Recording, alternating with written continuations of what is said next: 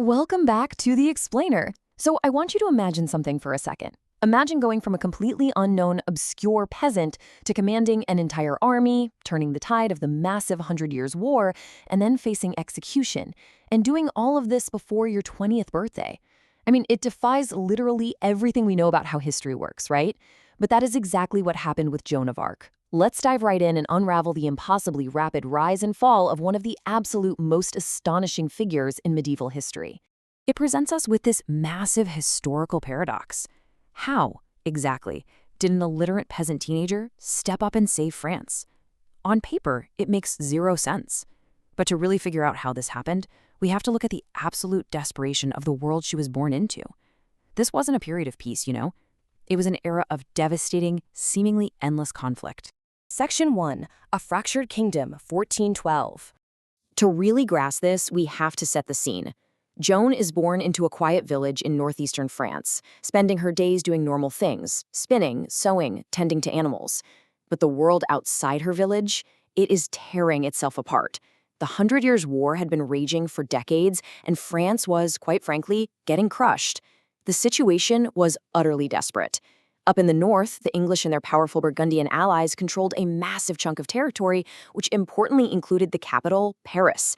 And on the flip side, you have the French crown prince, the Dauphin. But at this time, he's totally uncrowned, marginalized, and pushed all the way down into the south of France.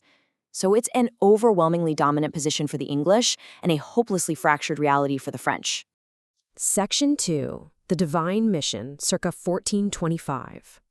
So around the age of 13, this completely ordinary girl starts experiencing something extraordinary. She begins having visions and hearing voices, which she identifies specifically as St. Michael, St. Catherine, and St. Margaret.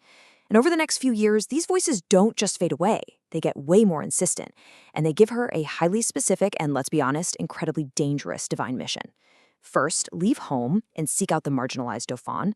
Second, lift the English siege of the incredibly strategic city of Orleans. And third, see Charles formally crowned as the King of France.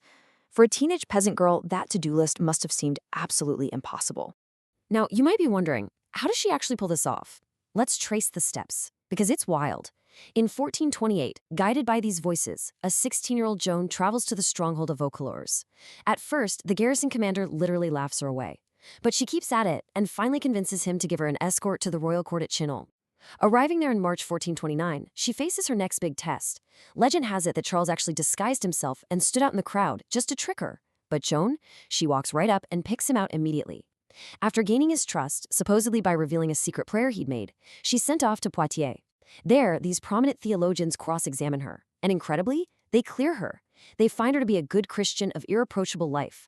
The result of all this? Charles actually gives her armor, a standard bearing the name of Jesus, and an army. Section 3. The Miracle at Orléans, May 1429. Okay, we really need to understand the massive strategic stakes on the board here. Orleans had been under a brutal English siege since October 1428. They were starving the city out. If Orleans falls, it's game over. The English would have a completely unobstructed path right into the heart of southern France, and it will be the absolute end for the Dauphin. Joan arrives in late April 1429. Now, she didn't fight hand-to-hand, but she rode right up at the front lines, acting as a strategist and standard-bearer. She instantly boosted French morale while placing herself in tremendous danger. 9 days. That is literally all it took. On May 8th, exactly 9 days after Joan arrived, the English abandoned a siege they had been holding for over half a year. During one attack on a fortress, she even took an arrow to the shoulder, but she still returned to the front to encourage the final push. It was an absolute miracle of a victory, and it completely shattered the whole aura of English invincibility. Riding the massive triumphant momentum of that victory, Joan successfully clears the Loire River Valley of English forces. And then she urges Charles to make a very bold move, march deep into enemy-held territory to Reims, which is the traditional site for crowning French kings. And the gamble worked perfectly. On July 17, 1429, Charles VII is crowned king, which grants him massive political legitimacy. And Joan is standing proudly right by his side, fulfilling the incredible promise of her voices. Section 4. The Vichy Trial, May 1430 to 1431. After the massive high of the coronation, history takes a really dark turn. Joan's influence at court starts to wane because the king actually starts favoring diplomatic truces over her aggressive military campaigns. Then, in May 1430, her fortunes violently shift. While trying to lift a siege at the town of Compiègne, she's ambushed and captured by Burgundian forces. After months of captivity, they literally sell her to their English allies for 10,000 livres. The English were just absolutely desperate to discredit this woman who had so completely humiliated them. So she is brought to Rouen to face an ecclesiastical tribunal. Let's be clear, this was a politically motivated sham trial, led by pro-English clerics like Bishop Pierre Couchon. Starting in January 1431, Joan is subjected to months of grueling interrogation. She is denied any legal counsel whatsoever, and, incredibly cruelly, she's held in a secular military prison guarded by men, rather than in a church prison guarded by nuns, which definitely would have been the standard practice for the church. They wanted to trap her. But despite her total lack of formal education, Joan repeatedly outsmarts these highly trained theologians. At one point, they try to catch her with a deadly trick question. Did she know she was in God's grace? If she says yes, it's heresy because no human can know the mind of God. If she says no, well, she's admitting guilt. Her trap-evading reply is just brilliant. She says, "If I am not, may God put me there. And if I am, may God so keep me."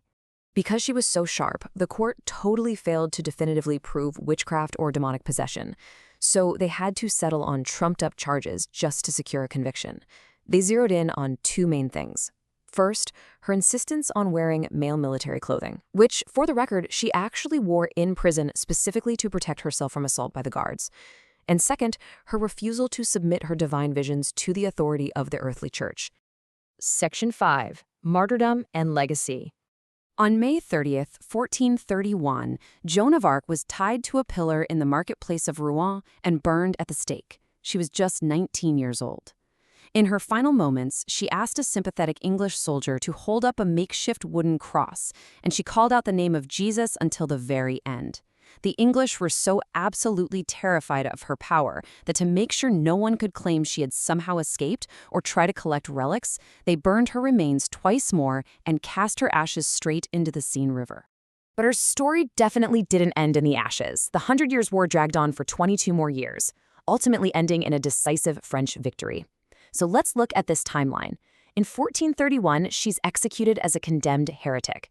But decades later, a rehabilitation trial is ordered to investigate that original sham tribunal, and in 1456, she is officially cleared of all charges, declared innocent and a martyr. Fast forward nearly 500 years to 1920, and she completes the ultimate historical turnaround. She's canonized by the Catholic Church as the patron saint of France. So, what does this all mean? We have to ask ourselves, could an illiterate teenager's sheer conviction truly bend the arc of history entirely on its own? Or did a hopelessly fractured nation just desperately need a spark to finally unite them? It's a question that reminds us of the massive power of unwavering belief, even in the face of completely impossible odds. And it shows how even the most marginalized voices can disrupt entrenched structures of power. Thanks so much for joining me on this explainer. I hope this deep dive has helped bring her unbelievable story into sharper focus for you. Keep learning, and I'll see you next time.